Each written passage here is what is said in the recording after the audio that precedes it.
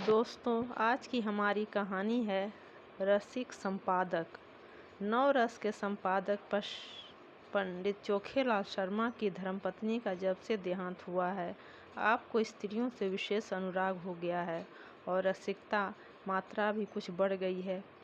पुरुषों के अच्छे अच्छे लेख रद्दी में डाल दिए जाते हैं, पर देवियों के लेख कैसे भी हो तुरंत स्वीकार कर लिए जाते हैं और बहुधा लेख की प्रशंसा कुछ इन शब्दों में की जाती है। आपका लेख पढ़कर दिल थाम कर रह गया, अतीत जीवन के आँखों के सामने मूर्तिमान हो गया, अथवा आपके भाव साहित्य सागर के उज्ज्वल रत्न हैं जिनकी चमक कभी कम न होगी। और कविताएं तो उनके हृदय की हिलोरें, विश्व वीणा की अमरतान, अनंत की मधुर वेदना, निशा की नीरव गान होती थी। प्रशंसा के साथ दर्शनों की उत्कृष्ट अभिलाषा भी प्रकट की जाती थी। यदि आप कभी इधर से गुजरें तो मुझे न भूलिएगा। जिसने ऐसी कविता की सृष्टि की है, उसके दर्शनों का सौभाग्य हमें मिला तो अपने को धन्य मानूंगा। लेखिकाएं अनुराग, भय, प्रोत्साहन से भरे पत्र पाकर फूली न समाती। जो लेख अभागे भिक्षुकों की भांति कितनी ही पत्र पत्रिकाओं के द्वार से निराश लौट आए थे, उनका इतना आदर। पहली बार ऐसा संपादक जन्मा है जो गुणों का पारखी है, और सभी संपादक अहमन्य हैं, अपने आगे किसी को समझते ही नहीं। जरा सी संपादकी क्या मिल गई, मानो कोई राज्य मिल गया। इन संपादकों को कहीं सरकारी पद मिल जाए तो अंधेर मचा दे। वह तो कहा कि सरकार इन्हें पूछती नहीं। उसने बहुत अच्छा किया जो ऑर्डिनेंस पास कर दिए, और स्त्रियों से द्वेष करो, यह उसी का दंड है। यह भी संपादक ही हैं, कोई घास नहीं छीलते, और संपादक भी एक जगत विख्यात पत्र के नवरस सब पत्रों में राजा हैं।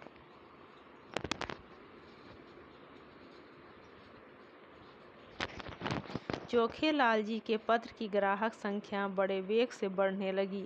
हर डाक से धन्यवादों की एक बाढ़ सी आ जाती और लेखिकाओं में उनकी पूजा होने लगी। ब्याह, गौना, मुंडन, जन्म, मरण के समाचार आने लगे। कोई आशीर्वाद मांगती, कोई उनके मुख से सांत्वना के दो शब्द सुनने की अभिलाषा करती, कोई उनसे घरेलू संकटों में परामर्श पूछती, और महीने में 10-5 महिलाएं उन्हें आकर दर्शन भी दे जातीं।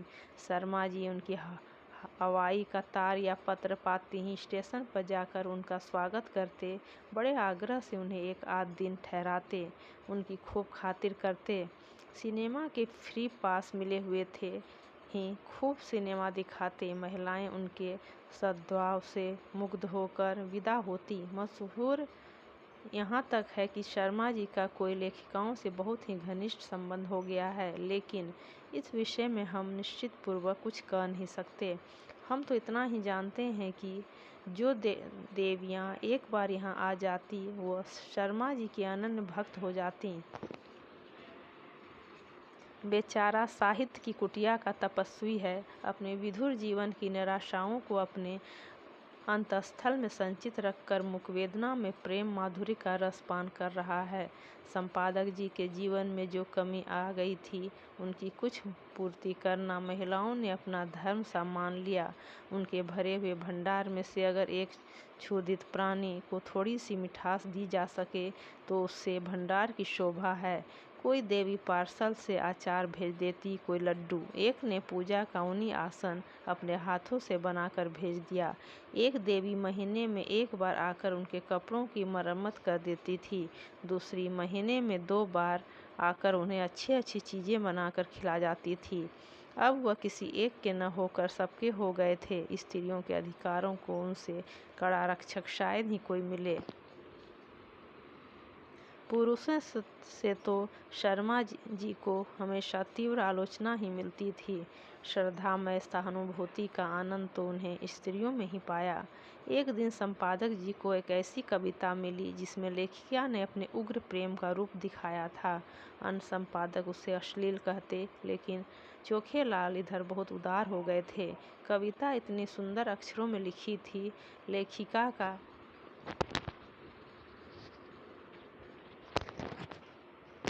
नाम इतना मोहक था कि संपादक जी के सामने उसका एक कल्पना चित्र सा आकर खड़ा हो गया।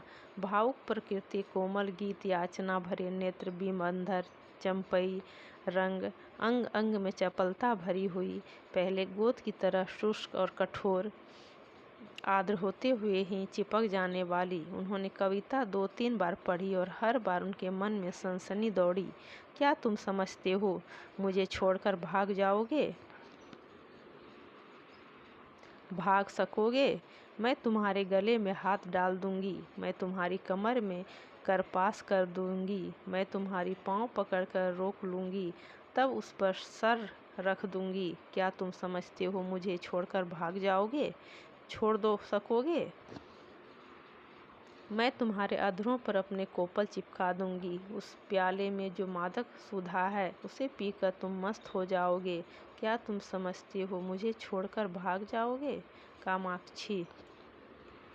शर्मा जी को हर बार इस कविता में एक नया रस मिलता था। उन्होंने उसी क्षण कामाक्षी देवी के नाम का यह पत्र लिखा। आपकी कविता पढ़कर मैं कह नहीं सकता मेरे चित्त की क्या दशा हुई। हृदय में एक ऐसी तृष्णा जाग उठी है जो मुझे भस्म किए डालती है। नहीं जानता इसे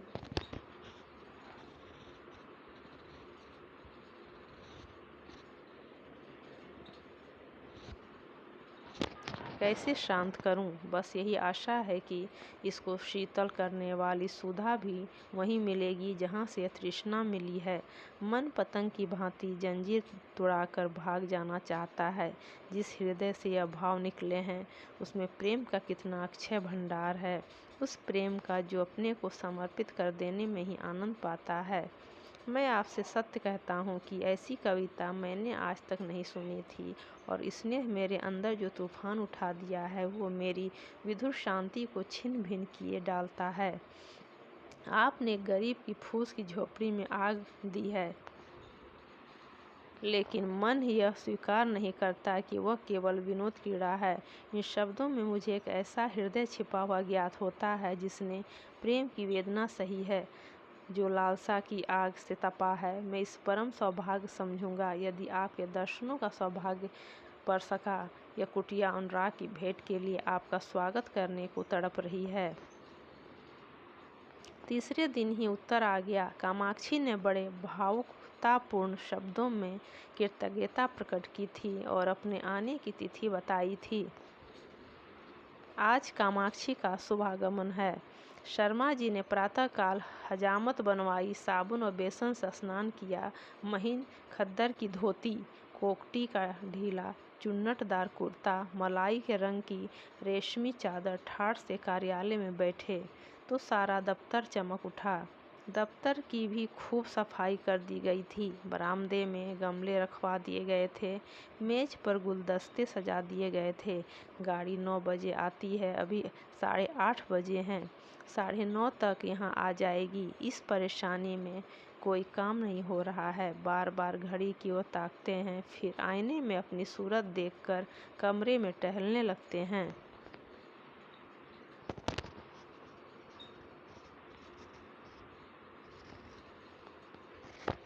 मूँछों से 2-4 बाल पके हुए नजर आ रहे हैं। उन्हें उखाड़ फेंकने का इस समय कोई साधन नहीं है। कोई हरज नहीं, इससे रंग कुछ और ज़्यादा ही चमकेगा। प्रेम जब श्रद्धा के साथ आता है तब वो ऐसा मेहमान हो जाता है जो उपहार लेकर आया हो। युवकों के लिए प्रेम खर्चीली वस्तु है, लेकिन महात्माओं या महात्मापन के समीप पहुँचे हुए लोगों का प्रेम उल्टे और कुछ ले आता है। युवक जो रंग बहुमूल्य उपहारों से जमाता है, ये महात्मा या अर्ध महात्मा लोग केवल आशीर्वाद से जमा लेते हैं। ठीक 9:30 बजे चपरासी ने आकर काट दिया। लिखा था कामाक्षी।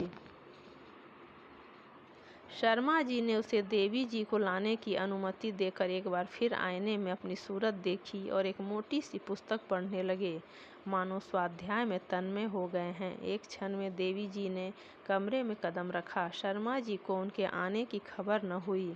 देवी जी डरते डरते समीप आ गई।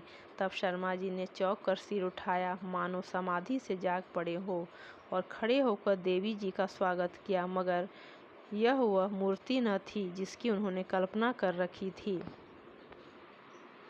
एक काली मोटी अधेड़ चंचल औरत थी जो शर्मा जी को इस तरह घूर रही थी मानो उसे पी जाएगी।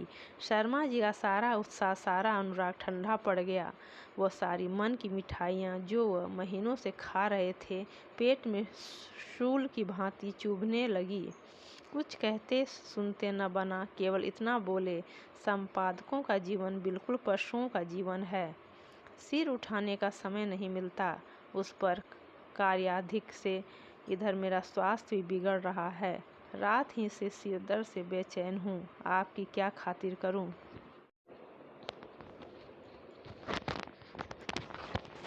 कामाक्षी देवी के हाथ में एक बड़ा सा पुलिंदा था। उसे मेज पर पटक कर रुमाल से मुंह पोंछकर मृदु स्वर में बोली, यह तो आपने बड़ी बुरी खबर सुनाई। मैं तो एक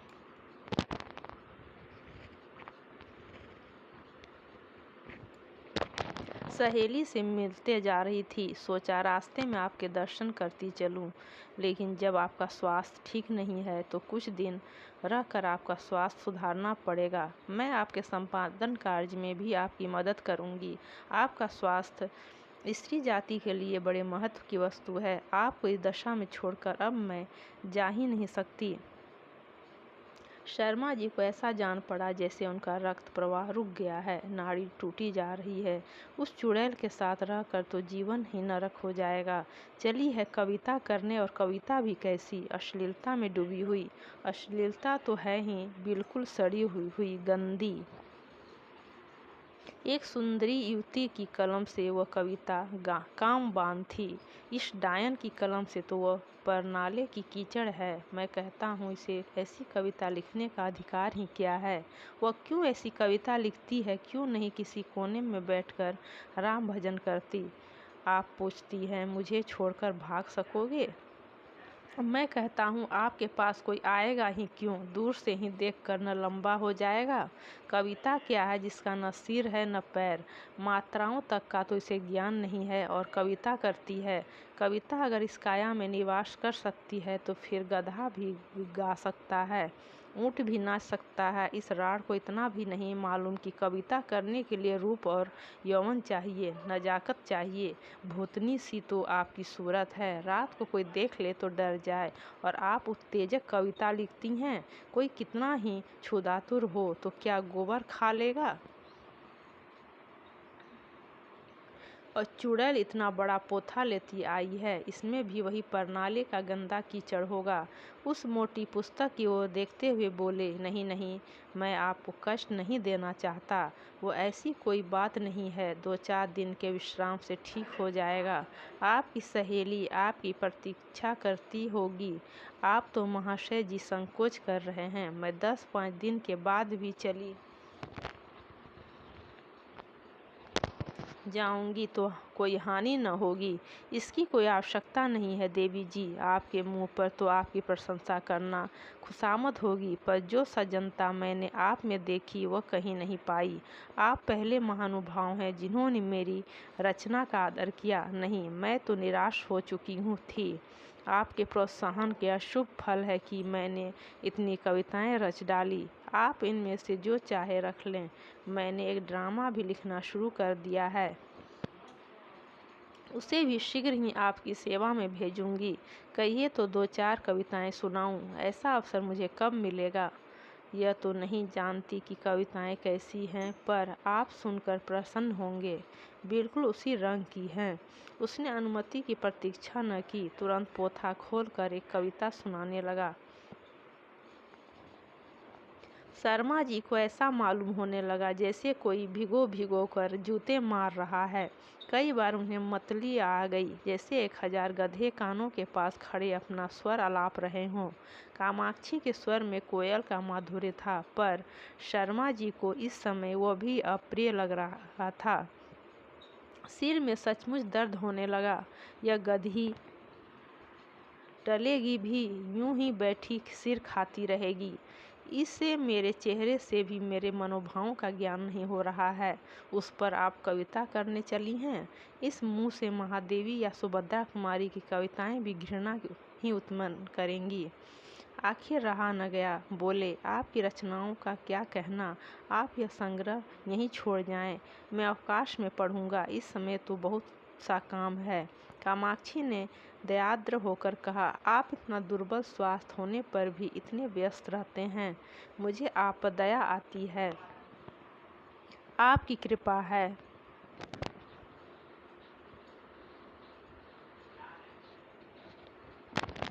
आपको कल अवकाश रहेगा, जरा मैं ड्रामा सुनाना चाहती थी। खेद है, कल मुझे जरा प्रयाग जाना है, तो मैं भी आपके साथ चलूं? गाड़ी में सुनाती चलूंगी, कुछ निश्चय नहीं किस गाड़ी से जाऊं। आप लौटेंगे कब तक? यह भी निश्चय नहीं। और टेलीफोन पर जाकर बोले, हेलो नंबर 77। कामाक्षी ने आधे घंटे तक उनका इंतजार किया, मगर शर्मा जी एक सज्जन से ऐसी महत्व की बातें कर रहे थे जिसका अंत ही होने न पाता था। निराश होकर कामाक्षी देवी विदा हुई और शीघ्र ही फिर आने का वादा कर गई। शर्मा जी ने आराम की सांस ली और उस पोथे को उठाकर रद्दी में डाल दिया और जले हुए दिल से आप ही आप कहा, ईश्वर न करे कि फिर तुम्हारे दर्शन हो। कितनी बेशर्म है उल्टा कहीं की, आज इतने सारा मजा किरकिरा कर दिया। फिर मैनेजर को बुलाकर कहा, कामाक्षी की कविता नहीं जाएंगी। मैनेजर ने स्तंभित होकर कहा, फार्म तो मशीन पर है, कोई हरज नहीं, फार्म उतार लीजिए, बड़ी देर होगी। होने दीजिए, वो कविता नहीं जाएगी।